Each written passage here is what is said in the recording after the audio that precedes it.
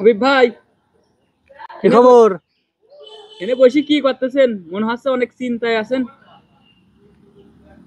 গল্প তো করতে চাই নে, তুমি আসলে ক্যামেরা নাকি? হ্যাঁ হ্যাঁ, ক্যামেরা ফোন। তাহলে আসি বসো।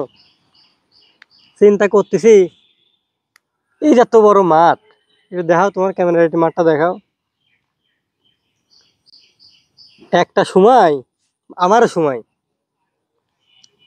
মানে বল এই মাথাতে গলিয়ে খেলে আমাকে চালিয়ে দিতেছে এক দড়ি, মনে কথা গলির সামনে। হরি বাহ, এক দড়ি, কোনো ফাও গল্প না কিন্তু। আমার কিন্তু ফাও গল্প পছন্দ না, তোমরা সবাই জানো। তে একদিনকে শর্ট মারলাম একবার হেনতে, এইবারের সামনে। তো আমি তো বেশি খেলতাম, ঠিক আছে। আচ্ছা বুঝলাম। এক শর্ট মারলাম, এখন বল পায় না। এই শালা দেবো কোথায়, বল পায় না। ফাও গল্প না, এটা বাস্তব। আমার গল্প শুনতে হলে কিন্তু অস্থির হওয়া যাবে না। আচ্ছা ঠিক আছে, বলেন। অস্থির হওয়া যাবে না, এ কাজে বহুত ঝামেলা। তো ওই বল আর পায় না। এখন দেয় বল বারে ওই পাই দিয়া তো গতিতে গেছে বল, কার চোখেই বাদি নাই। আর এখনকার সওয়াল বল, মনে করো যে গলির হইতে বল মধ্যি মাঠে আনতে কি শেষ, ও আর দাঁত মাছ শেষ, আর চলে না। একদিন খেলতে গেলাম গফুগ্রাম মাঠে বাবা, ফাও গল্প না, হ্যাঁ ফাও গল্প আমার পছন্দ না। গফুগ্রাম মাঠে খেলতে গেলাম, প্রথম 2 মিনিটে 3টে গোল। 2 মিনিটে আমার এই পায়দা আগে জাদু ছিল বাবা।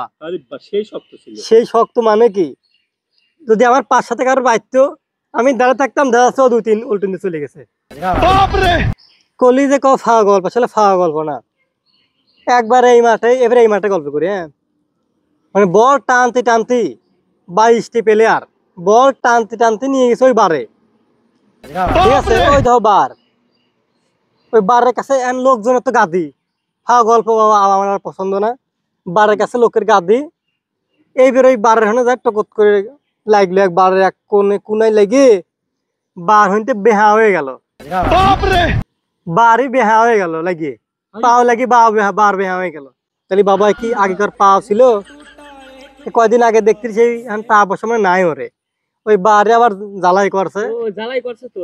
হ্যাঁ, জ্বালাই করে রাখছে আম্মা। তো বাবা ফাও গল্প পছন্দ না, অস্থির হওয়া যাবে না, কাজে বহুত ঝামেলা। তো অন্যদিন আবার ফাও গল্প নিয়ে হাজির হব। ভালো লাগলে লাইক কমেন্ট শেয়ার করবেন, ধন্যবাদ। আচ্ছা থাকেন তাইলে। ঠিক আছে বাবা, আবার আসো।